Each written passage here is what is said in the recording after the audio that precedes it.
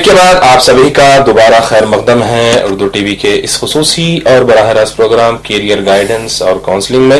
ہمارے اس پروگرام کو پیش کرنے میں تعاون کر رہے ہیں master school of management NCR دلی، جو شمالی ہندوستان کا ایک بہترین اور مشہور کالج ہے. ہمارے اس پروگرام کے جو مہمان ہیں الجناب محترم پروفیسر محمد مسعود احمد صاحب، ودیا جو گروپ ڈائریکٹر ہیں ودیا گروپ آف انسٹیٹیوٹس کے. ہمارے آج کے اس پروگرام کا جو عنوان ہے وہ ہے میڈیکل سائنسز. میڈیکل سائنسز میں جو کورسز کی اہمیت ہے، میڈیکل سائنسز سے مربوط ہونا کیوں ضروری ہے، اس کی کورس کی کیا اہمیت ہے، ان تمام چیزوں پر ہم نے تفصیلی گفتگو کی. جیسا کہ ہمارے بریک سے جانے سے پہلے پروفیسر صاحب نے جو میڈیکل سائنس کا جو سسٹم ہوتا ہے، سسٹم آف میڈیسن کے جو کورسز، جو ایلوپیتھی، ہومیوپیتھی، یونانی، آیورویدا اور ڈینٹل پر آپ نے روشنی ڈالی. اور ایک جو دوسرے کورسز ہے جیسے کہ فارمیسی، BPT، نرسنگ، اس پر بھی ہم گفتگو کریں گے. اس سے پہلے میں ایک سوال آپ سے پوچھنا چاہوں گا کہ جو میڈیکل کالجز ہے یا جو میڈیکل کورسز کا جو طریقہ کار ہے، ہندوستان اور بیرونی ممالک میں کیا فرق ہوتا ہے؟ بات یہ ہے کہ میڈیکل کورسز جو ہندوستان میں ہے وہ اپنا ایک اسٹینڈرڈ ہے. جیسے کہ بیچلرس جو کورس ہوتا ہے وہ 5.5 سالہ کورس ہوتا ہے انٹرمیڈیٹ BPC کے بعد، اور یہ جو MBBS کورس ہے اس کی جو کمپیٹنٹ اتھارٹی ہے سینٹرل گورنمنٹ کی وہ MCA ہے، میڈیکل کونسل آف انڈیا. اور اسٹیٹ لیول پہ جو کمپیٹنٹ اتھارٹی ہے وہ ہے ہیلتھ یونیورسٹی، جو آندھرا پردیش میں NTR ہیلتھ یونیورسٹی کے نام سے جانی جاتی ہے. یہاں 5.5 سالہ کورس ہوتا ہے. جو فارن کنٹریز میں ہیں یہ کورسز جو 5.5 سالہ ہے تو اس میں کچھ ڈیوریشن کی کمی ہو سکتی ہے، عام طور پہ کمی ہوتی ہے. اور یہاں پر میڈیسن میں بیچلرز ڈگری کو چھوڑ کر کوئی دوسرا کورس نہیں ہوتا ہے. مگر فارن میں US اور یوروپ میں تھوڑے کورسز ہو سکتے ہیں، جیسا پیشنٹ اسسٹنٹ ہے، پیشنٹ کاؤنسلنگ ہے، اس کے اوپر کچھ سرٹیفکیٹ ڈپلوما کورس وغیرہ ہوتے ہیں جو ہندوستان میں بالکل کم ہے اور اس کا ڈیمانڈ بھی کم ہے.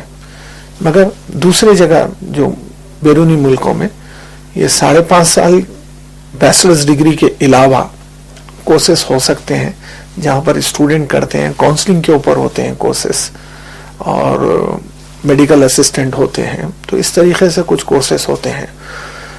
ورنہ بیچلرز ڈگری کا جو معاملہ ہے جو 5.5 سالہ کورس ہے وہاں پر یہ 5 سال بھی ہو سکتا ہے اور 6 سال بھی ہو سکتا ہے.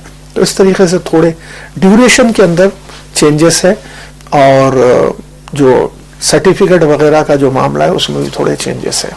یہ ایک کالر ہے، ان کو شامل کرتے ہیں. السلام علیکم. وعلیکم السلام. کالر کہاں سے بات کر رہے ہیں؟ جی میں ملک پیٹ سے بول رہی ہوں. یہ کیا سوال ہے آپ کا؟ میرا نام رضیہ ہے جی، اور میں انٹرمیڈیٹ سیکنڈ ایئر میں ہوں. جی، میں IPC کر رہی ہوں. فرسٹ ایئر میں 92% سے پاس کری. اچھا ماشاء اللہ. جی جی تو MBBS میں سیکنڈ ایئر کے بعد MBBS کروں یا BUMS دونوں میں سے اسکالرشپ کس میں رہے گی مجھے پتا کرنا تھا. آپ کا ذہن اور آپ کا جھکاؤ کس طرف ہے؟ آپ اسکالرشپ کو ایک طرف رکھیں، MBBS یا BUMS کس کو زیادہ آپ اہم سمجھتے ہیں؟ میں MBBS کو ہی اہم سمجھتی ہوں، لیکن میرے گھر کی کنڈیشن میں تو نہیں ہے. چلیے دیکھیے، رزق کو دینے والی ذات صرف اور صرف اللہ کی ہے، اس پر بھروسہ رکھیں. باقی جو تمام چیزیں ہیں وہ مصنوعی ہیں. رہی بات اسکالرشپ کی، رہی بات پڑھائی کی، دیکھیے جیسا کہ پروفیسر صاحب نے خود دوران گفتگو کہا تھا کہ آندھرا پردیش، حکومت آندھرا پردیش کی جانب سے مسلمانوں کے لیے 4% ریزرویشن مقرر ہے. آپ محنت کریں، آپ کوشش کریں، انشاءاللہ ضرور آپ کو MBBS میں اچھا ہے. اگر رینک آتا ہے تو آپ کو فری میں بھی ایڈمیشن ہو سکتا ہے. میں دیکھیے یہ بہت ہی امپورٹنٹ پوائنٹ ہے. میں سمجھتا ہوں کہ آج ہمارا بیٹھ کے ڈسکس کرنا بہت ہی امپورٹنٹ ہے. آندھرا پردیش میں کینڈیڈیٹ جو مسلم کینڈیڈیٹ ہیں ان کو جو اپارچونیٹیز ہیں میں نے سمجھتا ہوں کہ دوسرے اسٹیٹ میں ہیں. جیسے کہ 4% ریزرویشن کی بات ہو رہی ہے، یہ دوسرے اسٹیٹ میں ہے اور بہت سے جگہ نہیں بھی ہیں. اس کے علاوہ یہ جو اقلیتی اداروں کا جو کانسیپٹ ہے مائنارٹی انسٹیٹیوشن وہ آندھرا پردیش میں ہے. اور میں سمجھتا ہوں فی الوقت ایک 3 کالجز تو چل رہے ہیں اور کئی کالجز آنے والے ہیں. تو جو مائنارٹی انسٹیٹیوشن ہے وہاں پر 100% مائنارٹی کو ایڈمیشن دینا چاہیے اور عام طور پہ دے رہے ہیں. اگر کینڈیڈیٹ اویلیبل نہیں ہے, اپلیکینٹ اویلیبل اگر نہیں ہے تو دوسری کمیونٹی کو دے سکتے ہیں آپ. اب جہاں تک فائنانشل کنڈیشن کا جو معاملہ ہے, جو ابھی اسٹوڈنٹ نے کہا کہ ہماری معاشی حالت اچھی نہیں ہے تو ہم شاید لے سکیں گے یا نہیں لے سکیں گے, میں یہاں غلط فہمی دور کرنا چاہ رہا ہوں. آندھرا پردیش کی گورنمنٹ کی جانب سے چاہے آپ MBBS کیجئے, چاہے BMS کیجئے یا BCom کیجئے, یہ جو کورسز ہیں اس کی فیس ریمبرسمنٹ اسکیم میں یہ کورسز آتے ہیں. اگر آپ کا رینک آتا ہے, میرٹ پہ آپ سیٹ ملتی ہے آپ کو, تو گورنمنٹ آف آندھرا پردیش کی جانب سے فیس پے کی جاتی ہے, جس کو ہم ریمبرسمنٹ اسکیم کہتے ہیں. یہ اسکالرشپ نہیں ہے. ریمبرسمنٹ کا مطلب یہ ہوتا ہے کہ جو فیس ہے 100% وہ گورنمنٹ دیں گی, بشرطے کہ آپ کا رینک آنا چاہیے اور آپ میرٹ میں آنا چاہیے.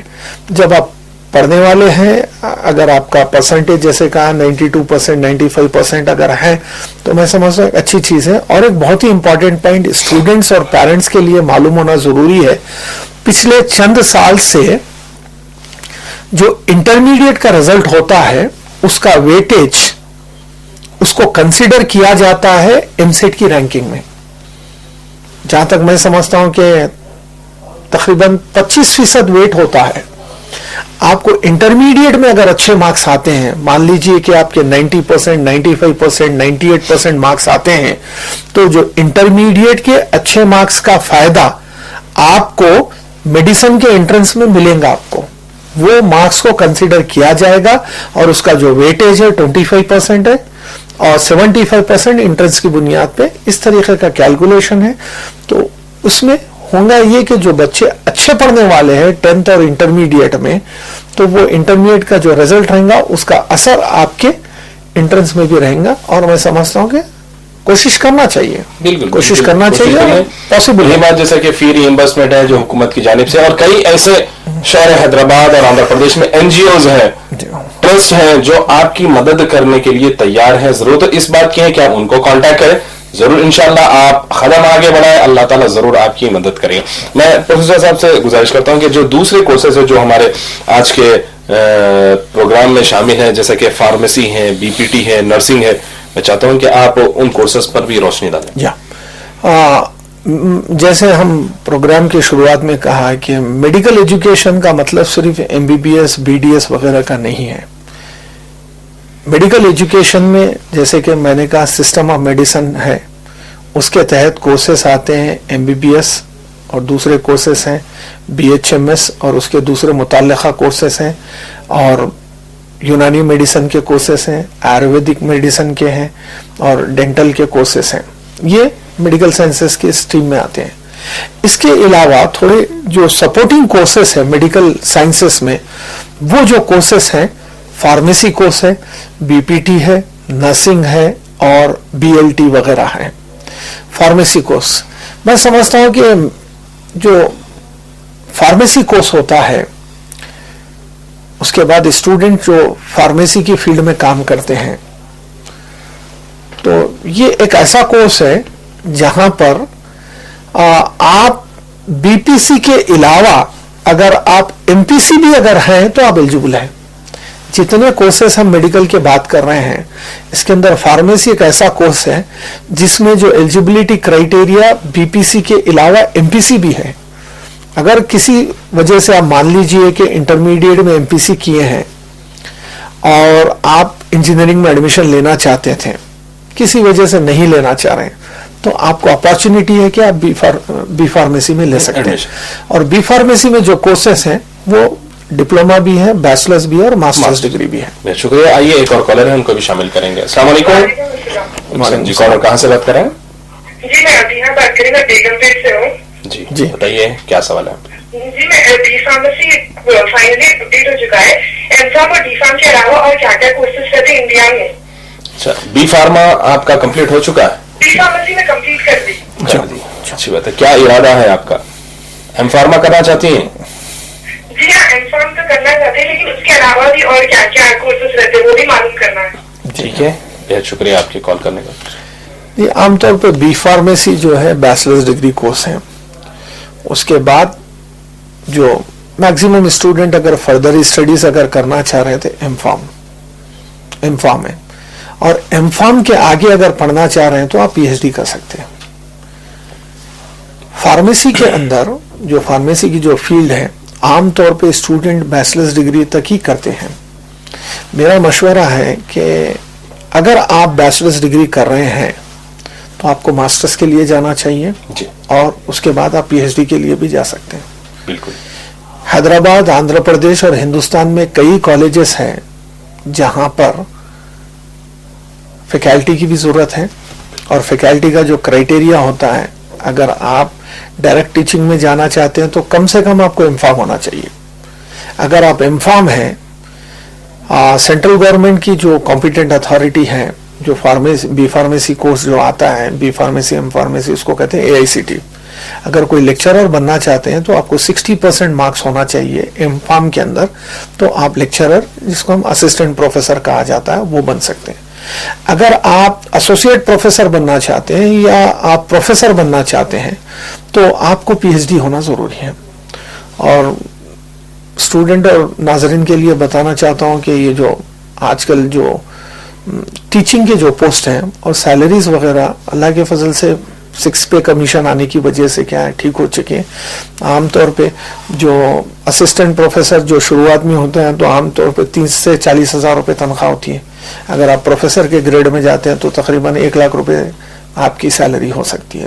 جو بھی آپ ایلیجیبلٹی ہے اس کو آپ فلفل کرنا چاہیے. بالکل. آپ ٹیچنگ کی فیلڈ میں بھی جا سکتے ہیں اور خود پریکٹیکل فیلڈ میں بھی ہندوستان میں کئی ایسے مواقع ہیں اور خود پچھلے 1-2 مہینے پہلے بھی حکومت آندھرا پردیش کی جانب سے میڈیکل ڈپارٹمنٹ کی جانب سے میڈیکل آفیسرز کے تقرر کے بھی ایک اعلامیہ جاری ہوا تھا. تو آپ کون سی بھی فیلڈ کو چوز کر سکتے ہیں. بہرحال اپنا موٹو بنائیں.